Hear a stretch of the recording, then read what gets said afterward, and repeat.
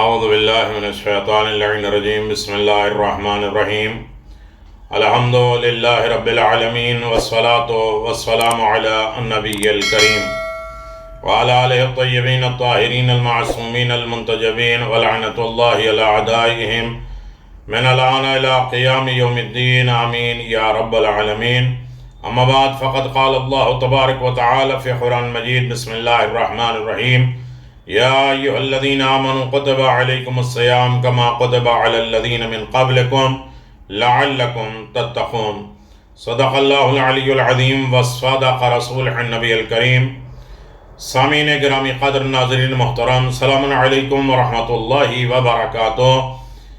سامعین گرامی قدر، قائمین محترم، ماہ رمضان کے روزے، نماز، دیگر عبادتیں آپ بحمد اللہ انجام دے رہے ہیں، اور یہ بھی حکم معصومین علیہ السلام یا اہل بیت کی محبت میں خدا کی رضا کے لیے آپ اسے انجام دے رہے ہیں.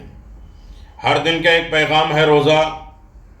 ہر دن ایک انسان زینہ طے کرے، ایک پیغام، ایک نصیحت کو اپنی زندگی میں ڈھالے، ایک لطف و عنایات الہی ہر دن محسوس کرے، اور ہر روزہ ایک پیغام، ایک پیام سمجھ کر اپنے اسی زندگی کو اسی اعتبار سے ڈھالے. روزہ رسم و رواج کا نام نہیں ہے، ورنہ ساری قوموں نے روزہ رکھا. جو یروشلم بیت المقدس کو گرانے ڈال تھے وہ بھی روزہ رکھ رہے تھے، عاشور کے دن وہ بھی روزہ رکھ رہے تھے. روزہ صرف پیٹ کا روزہ نہ ہو، زبان کا نہ روزہ ہو، بلکہ روزہ کہے جانے کے قابل ہے کہ جیسے لوگوں نے روزہ رکھ کے بتایا ہے اور نمازیں ادا کر کے ہمیں بتائی ہے کہ نماز بھی ایسی ہوتی ہے، روزہ بھی ایسا ہوتا ہے. خود چاہے روزے سے ہو لیکن پھر بھی اپنی روٹی مسکین یتیم اسیر کو دے دینا. خود چاہے نماز کی حالت میں ایسے ہو کہ پاؤں سے تیر نکل جائے، خبر نہ ہو، لیکن کوئی ضرورت مند آ جائے تو اس سے بے خبر بھی نہ ہو، ہاتھ بڑھا کے انگوٹھی دے دو. یعنی خود غرضی کا مذہب نہیں ہے. خود اپنے آپ میں افطار سحری کر کے اس کے بعد جی لینا یہ کمال نہیں ہے، بلکہ ہر اعتبار سے دوسروں کا خیال رکھنا. اسی طرح 30 دن کے روزے میں 30 پیغامات پروردگار کی طرف سے ہیں. ان میں اہم ترین پیغام جو 4 ماہ رمضان میں پہلے دن خواب غفلت میں تھے، ہمیں گیا. پھر خواب غفلت سے اٹھنے کے بعد ہم کیا کریں؟ تو کہا گیا قرآن کی تلاوت کرو. قرآن مجید تیسرے دن کہا قرآن مجید پڑھنے سے اب کیا فائدہ؟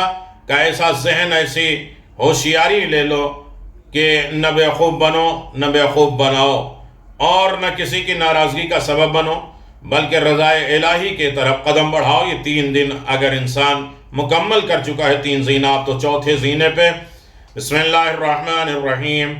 اللہم قوعنی فیہ علی اقامت امرک وَأَذِقْنِي فِي حَلَاوَةِ ذِكْرِكَ وَأَوْضِعْنِي فِيهِ لِعَدَاءِ شُكْرِكَ بِكَرَمِكَ وَاحْفِظْنِي فِيهِ بِحِفْظِكَ وَسِتْرِكَ يَا أَبْصَرَ النَّاظِرِينَ. خدایا مجھے طاقت دے تاکہ اس دن اچھی طرح تیرے حکم کی پیروی کروں. خدایا اس دن اپنی یاد کی مٹھاس سے ہمیں سرشار کر دے. تیری یاد میں جتنی حلاوت، جتنی مٹھاس ہے، جتنی چاشنی ہے، اس کی لذت ہمیں محسوس کرا دے. اور اس دن اور یہ مہینے میں اپنے کرم سے شکر گزاری کی توفیق دے دے. ہماری طاقت نہیں کہ تیری شکر ادا کر سکیں، یہ تیرا کرم ہے. خدایا میری حفاظت فرما، میرے عیب کو چھپا لے، میرے گناہوں کوتاہیوں کو چھپا لے. تو بصیر ہے اور دانا تر ہے، عقل کو پیدا کرنے والا. دیکھیے اس ضمن میں بہت سی باتیں، لیکن ہمیں مختصر خاکہ بیان کرنا ہوتا ہے تاکہ ہم ہر دن تھوڑا متوجہ تو ہوں کہ اس دن کا روزہ ہمیں کیا دے کے گیا ہے، یا اس دن کے روزے سے ہم نے کیا فائدہ اٹھایا ہے، یا اپنے آپ کو کتنا سجایا ہے، سنوارا ہے. یہ ہمیں یاد رکھنا چاہیے. بسم اللہ الرحمن الرحیم. اللہم قوعنی فیہ علی اقامت امرک. عبادت کے لیے قوت اور طاقت چاہیے. ورنہ ہم کہتے ہیں بحول اللہ وقوتہ یقوم ویقعد، تیری دی ہوئی طاقت سے اٹھتے بیٹھتے ہیں. یعنی ان تمام کاموں کے لیے ہمیں طاقت اور قوت ضروری ہے. تمام عبادتوں کے لیے، روزہ رکھنے کے لیے، نماز پڑھنے کے لیے روحانی طاقت، جسمانی طاقت، ساری طاقتیں ہونا چاہیے. عبادت کی طاقت ہوتی ہے. ہر ایک رکوع دوسروں کو ہلا دے کہ وہی ہے جو تسبیح ہاتھ میں لیتا ہے تو دنیا کی حکومتیں ہل جاتی ہیں. ہم رکوع پہ رکوع کیے جا رہے ہیں، سجدے پہ سجدہ کیے جا رہے ہیں، روزے پہ روزہ رکھے جا رہے ہیں، نمازیں پڑھ جا رہے ہیں، کوئی کسی کا اثر نہیں ہوتا. ہمارے اوپر خود اثر نہیں ہو رہا، دوسرے کے اوپر کیا اثر. لیکن عبادت کی ایک طاقت ہے دوسرے کو ہلا دینا. ان کے رکوع کا خبر ہو، ان کے سجدوں کی ان کے خبر ہو. جسمانی توانائی کے علاوہ نہ بھولیں کہ عبادت کی طاقت بازو کی طاقت سے کہیں زیادہ ہے. بازو کی طاقت سے کہیں زیادہ جو ہے ہماری طاقت ہے. امام علی ابن ابی طالب علیہ السلام کی طاقت اور قدرت الہی تھی. حضرت علی علیہ السلام خشک سخت روٹی کو نہیں توڑ سکتے تھے، لیکن قلعہ خیبر کو فتح کیا اور اس کو صرف اشارے سے اکھاڑا. اور اس کے اصحاب نے کہا کہ آپ میں یہ شجاعت اور طاقت کہاں سے آئی؟ آپ خشک روٹی کو نہیں توڑ سکتے. حضرت نے فرمایا دونوں طاقتیں جسمانی اور روحانی میں فرق ہے.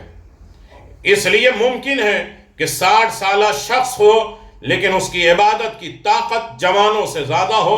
لہذا ماہ مبارک رمضان میں ہم پروردگار سے درخواست کرتے ہیں، گزارش کرتے ہیں کہ ہمیں عبادت کی طاقت دے دے، ہمیں عبادت کی طاقت دے دے. ہمیں ہر چیز میں طاقت ہے لیکن عبادت میں طاقت نہیں ہے. ہم سوچتے ہیں کتنی جلدی نماز ختم ہو جائے، کتنی تسبیح ختم ہو جائے، کتنی دعا ختم ہو جائے، جلدی قرآن ختم ہو جائے. لیکن ایک عبادت کا پاور ہوتا ہے، طاقت ہوتی ہے. ان طاقتوں کو ساتھ رکھ کر انسان یہ سوچے. دعائے کمیل میں بھی ہم خدا سے یہی چاہتے ہیں وَقَوِّ عَلَىٰ خِدْمَتِكَ جَوَارِحِ، میرے اعضاء و جوارے کو اپنی خدمت کے لیے طاقتور بنا دے تاکہ ہم خدا کے دین کی خدمت کر سکیں. ایسی طاقت ہو صرف اپنا پیٹ نہ بھر، پیٹ بھرنا تو جانوروں کو بھی آتا ہے. وَأَذِقْنِي فِيهِ حَلَاوَةَ ذِكْرِكَ، خدایا اس مہینے رمضان میں تجھ سے ایک اور درخواست ہے، وہ یہ ہے کہ اپنی یاد کی مٹھاس سے ہمیں سرشار کر دے. روایت میں جو عالم ہیں، مسائل کے سمجھ بوجھ رکھتے ہیں پھر بھی اس میں عمل نہیں کرتے، ان کے کم از کم سزا یہ ہے کہ پروردگار ان کی دعا اور مناجات سے لذت اٹھا لیتا ہے. ہر چیز میں انہیں مزہ آئے گا، ہر چیز میں انہیں ٹیسٹ آئے گا. نہیں مزہ آئے گا تو ذکر الہی میں، ذکر خدا میں، تسبیح میں، نماز میں، روزہ میں، دیگر تمام عبادتوں میں انہیں مزہ نہیں آئے گا. وَإِنَّا عَظْنَا مَا أَنَا صَانِعٌ بِهِ وَعَنْدَلَ حَلَاوَةَ الْمُنَاجَاتِ مِنْ قُلُوبٍ. اللہ اکبر. کہ میرے کریم پروردگار ہمارے دلوں کو اس طرح طاقت دے دے، بنا دے کہ تیرے ذکر کی لذت اور مٹھاس ہو. جب انسان کو کسی چیز کی مٹھاس اور لذت محسوس ہو جاتی ہے تو ہر وقت اس کا ٹیسٹ محسوس کرتے ہیں، اس کی طرف آمادہ رہتے ہیں. وَأَوْذِنِي فِيهِ لِعَدَاءِ شُكْرِكَ بِكَرَمِكَ. شکر کے کیا معنی ہیں؟ کیا صرف یہ کہنا کہ الہی تیرا شکر کافی ہے؟ یہ در حقیقت خدا کا شکر ہے. شکر یعنی وہ نعمت جو پروردگار نے ہمیں دی ہیں اور اس کا استعمال اس کی بندگی اور طاقت میں کریں، اور ان نعمتوں کا صحیح مصرف یعنی گناہ نہ کریں. اپنی آنکھوں کو نامحرم سے بچائیں. آنکھوں کا شکر کانوں کا حرام آواز سے بچانا، یہ کان کا شکر ہے. زبان کو غیبت سے بچانا، یہ زبان کا شکر ہے. وَاحْفِظْنِي فِيهِ بِحِفْظِكَ وَسِتْرِكَ. خدایا مجھے گناہوں سے بچا لے، ترک گناہ کی توفیق دے دے. تو عیب کو، عیوب کو چھپانے والا ہے. میری حفاظت کر تاکہ کسی کو میرے گناہ کی خبر نہ ہو. تو بصیر بھی ہے، دانا بھی ہے. یا ابصر الناظرین، خدایا جو کچھ بھی نظر آتا ہے تو بصیر اور دانا تر ہے. خدایا تو سب سے زیادہ دیکھنے والا ہے، بینا ہے. مجھے توفیق دے دے کہ ہم رمضان میں گناہ نہ کریں، اپنے آپ کو گناہ سے بچا لیں. جب انسان خداوند عالم پہ توکل کر لیتا ہے اور اپنے کاموں کو خدا کے سپرد حوالے کر دیتا ہے تو پروردگار اسے شیطان کے تسلط سے محفوظ کر لیتا ہے. اور جب انسان شیطانی وسوسوں سے بچ جاتا ہے تو پھر گناہ بھی اس کے قریب نہیں آتے. پروردگار ستار ہے، ہمارے گناہوں کو چھپانے والا ہے. یعنی انسان کی غلطیوں اور کوتاہیوں، اس میں جو عیوب اور نقص پائے جاتے ہیں، نقص پائے جاتے ہیں، وہ ایجاد ہوتے ہیں، انہیں پروردگار چھپا لیتا ہے. مگر یہ کہ انسان خود ہی اس دوسرے کو آشکار کر دے. دوسرے کو جب عیب کو ظاہر کرے گا تو خود بخود اس کے عیب ظاہر ہو جائیں گے. دوسروں کے ہر جگہ نقص اور عیب کو تلاش کرتا رہے گا تو خود ایک دن ہمارے نقص اور عیب نکلیں گے. ورنہ اللہ تو 40 مرتبہ ہمارے گناہوں کو چھپاتا ہے، ملائکہ سے چھپواتا ہے، لیکن جب انسان اوور ہو جاتا ہے تو ایک مرتبہ اوپن کر دیتا ہے، ظاہر کر دیتا ہے. ہم کہتے ہیں پہلی غلطی کی پکڑے گئے. نہیں، پہلی غلطی نہیں ہے، اللہ ستار العیوب ہے. مگر یہ کہ انسان خود ہی ایک دوسرے کے سامنے اپنے عیب کو ظاہر کرتا ہے. زیادہ بولو گے تو پہچان ہو جائے، برائیاں پہچانی جائیں. کیونکہ مسلسل گناہ کا اثر یہ ہوتا ہے کہ انسان اپنے عیوب، اپنے عیب کو دوسرے کے سامنے ظاہر کر دیتا، اوپن کر دیتا ہے. اس لیے وہ خدا جو دیکھنے والوں میں سب سے زیادہ دیکھنے والا ہے، وہ ہمارے اعمال کی نظارت کرتا ہے، دیکھتا ہے، ملاحظہ کرتا ہے، نگرانی کرتا ہے ہمارے اعمال کی، اور چاہتا ہے کہ ہمیں گناہ اور معصیت انجام دینے سے محفوظ رکھے. جمع بندی اس اعتبار سے ہم بارگاہ رب العزت میں جاتے ہیں کہ پروردگار کی بارگاہ میں دعا کرتے ہیں کہ دعا کا پیغام کیا ہے؟ عبادت کے انجام دہی کے لیے قوت اور طاقت کی درخواست کرتے ہیں، ذکر خدا کی مٹھاس کی تقاضا کرتے ہیں، شکر الہی ادا کرنے کی درخواست کرتے ہیں، گناہوں کو چھپا دینے کی درخواست اور ریکویسٹ کرتے ہیں پروردگار سے. اس میں تمام پیغام کیا ہے؟ کیوں دعا اور مناجات دل میں نہیں لگتی اور اسے لذت محسوس نہیں کرتے؟ یہ ایک پیغام ہے. ہم سوچیں کہ ہماری دعائیں قبول کیوں نہیں ہوتی ہیں، ان دعاؤں میں ہمیں لذت اور مزہ کیوں نہیں آتا؟ دوسروں کے فریب، تھوڑے سے چٹکلے اور مذاق، ان تمام چیزوں میں کتنا لطف آتا ہے، کتنا مزہ آتا ہے، اور نہ قرآن میں مزہ آ رہا ہے، نہ ذکر اہل بیت میں مزہ آ رہا ہے، نہ چھائیوں میں مزہ آ رہا ہے، نہ خوبیوں میں مزہ آ رہا ہے. آخر کیوں؟ پیغمبر اسلام صلی اللہ علیہ وسلم سے روایت ہے کہ جس میں ارشاد ہے، قال اللہ سبحانہ اذا علمت ان الغالب على عبدی اشتغال بالنقل شہوتک فی مسالتی و مناجاتی. پروردگار فرماتا ہے اگر میں یہ دیکھتا ہوں کہ میرا بندہ اپنے وقت کو زیادہ تر میرے لیے مخصوص کر دیتا ہے، اپنے سارے وقت کو میرے لیے صرف کرتا ہے اور میرے راستے میں خرچ کرتا ہے، یعنی یہ بیٹھا ہو دکان پہ تو یہ سوچے کہ میرا خدا کیا چاہتا ہے، اٹھتے بیٹھتے سوتے جاگتے اپنے دوستوں، یاروں، دشمنوں کے درمیان ہر وقت خدا حاضر و ناظر رہے. یہ سب سے بڑی چیز ہے کہ میرا خدا دیکھ رہا ہے، میں یہ سب کام خدا کے لیے کر رہا ہوں، کسی کے دکھاوے کے لیے نہیں، کسی کو فریب دینے کے لیے نہیں، یا کسی کو جو ہے مرعوب کرنے کے لیے نہیں، یا اپنی یہ نہیں کہ ہم کتنی اچھی افطاری دیتے ہیں، ہماری کتنی اچھی مجلس ہوئی، ہم کتنے لوگوں کو کھانا کھلاتے ہیں اور کس طریقے سے کرتے ہیں، 10 جگہ وہ بیان کرتے ہیں. یہ نہیں، خدا کے لیے کرو اور خدا کے راہ میں خرچ کرو. میری ہی فکر میں لگا رہتا ہے تو میں اس کے جذبات کو اپنی جانب موڑ دیتا ہوں. اللہ کہتا ہے جب یہ ہماری طرف لگا رہتا ہے تو اس کے جذبات کو، اس کی خواہشات کو میں اپنی طرف موڑ لیتا ہوں تاکہ وہ مجھ سے راز و نیاز اور دعا اور مناجات کی لذت کے آشکار کر سکے، ظاہر کر سکے. میرے عزیزو، یقیناً لذت الہی بہت عظیم دولت ہے.